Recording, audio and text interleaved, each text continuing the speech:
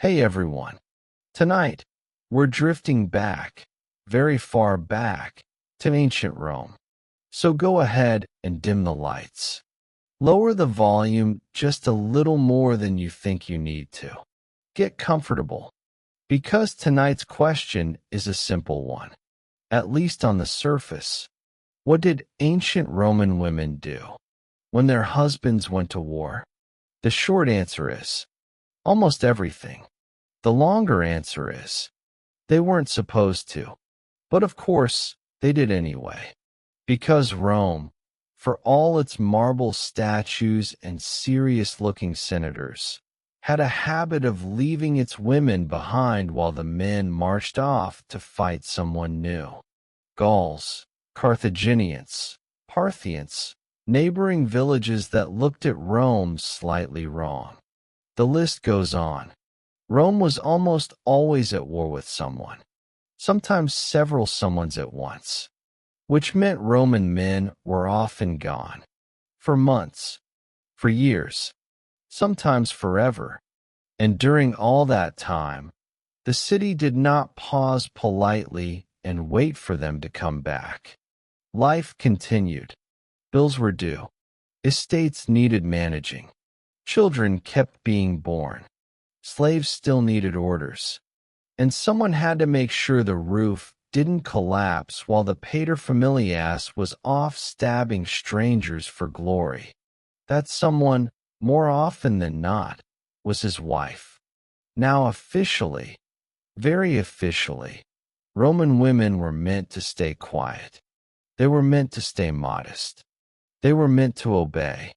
They were meant to exist politely in the background, like tasteful furniture with opinions nobody asked for. Legally, most Roman women were under male authority their entire lives. First their father, then their husband. If both were dead, a male guardian would be assigned. Because naturally, a woman alone with legal independence was simply too much for the Roman imagination to handle. And yet, when husbands went to war, that tidy legal fantasy collided gently but firmly with reality. Because armies are inconvenient things.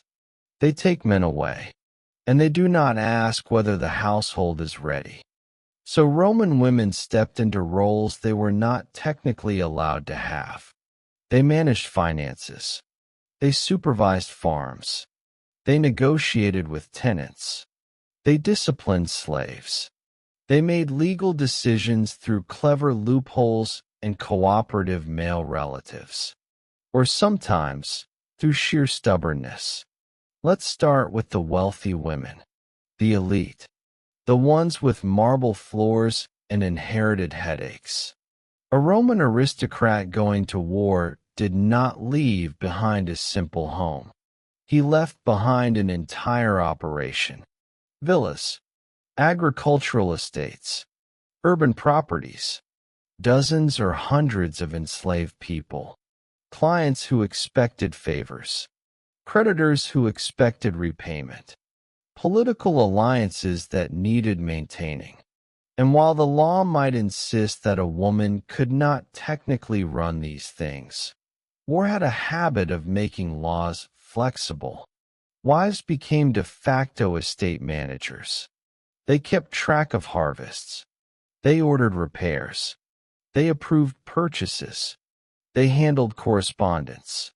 A great many Roman letters survive that are quietly written by women, dictating instructions, reminding overseers not to steal quite so blatantly, and asking politely why the olive yields are mysteriously lower again this year. They learned quickly. They had to, because failure did not mean embarrassment. It meant ruin. A mismanaged estate could collapse in a single season. A dishonest steward could siphon off profits. A neighboring landowner could push boundaries. And all of it would be blamed, quietly but firmly, on the woman who was only holding things together temporarily.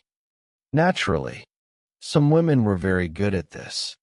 Too good, in fact, which made Roman men uneasy, because nothing unsettles a society quite like discovering that the people you excluded from power are perfectly capable of handling it. So women waited, and waited, and waited some more. They mourned husbands who were not technically dead. They raised children who barely knew their fathers. They preserved family honor through sheer endurance. Roman writers praised this.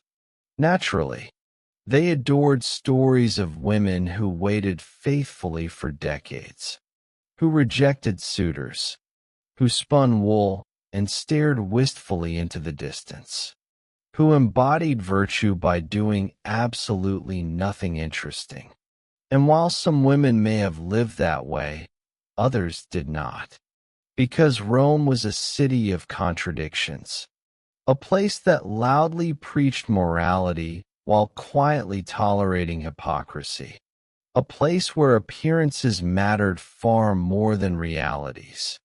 Some women formed relationships discreetly.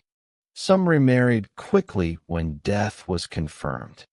Some leveraged absence into autonomy, enjoying a degree of freedom that vanished the moment a husband returned. Which brings us to one of the great unspoken anxieties of Roman marriage: the return. Because when a man came back from war, he did not always return to the household he left behind. He returned to children who had grown, to finances that had been rearranged, to a wife who had learned how to make decisions. And sometimes he resented that. Roman literature is filled with anxious jokes about wives who became too independent while their husbands were away, about women who forgot their place, about households that ran suspiciously well without male supervision. The humor is telling, because jokes are often fear wearing a smile. Some men reasserted control harshly. Others benefited from their wives' competence and said nothing. And some quietly pretended they had always intended things to work this way. Let's drift now, gently, toward the most powerful women of all, the wives of generals and emperors. Because when powerful men went to war, they did not just leave homes behind. They left political vacuums. And Roman women, especially elite ones, learned how to stand in them. They hosted guests. They received petitions. They influenced appointments. They wrote letters that shaped alliances. Officially, they were doing none of this. Officially, they were merely being supportive wives. Unofficially, they were practicing politics. Some did this cautiously, some enthusiastically, some disastrously. And Rome, as always, remembered the disasters best. Women who wielded influence were praised when they were discreet and condemned when they were obvious. A woman who saved a political alliance was devoted. A woman who openly shaped policy was unnatural. The line was thin and constantly shifting. Still, war created opportunities. Absence created space, and women filled it. Not because they were revolutionaries, not because they sought power, but because someone had to keep things from falling apart. And Rome, for all its discipline and order, was always on the verge of doing exactly that. So as we continue drifting through the lives of Roman women, wives, mothers, widows, and reluctant administrators, keep that image in mind.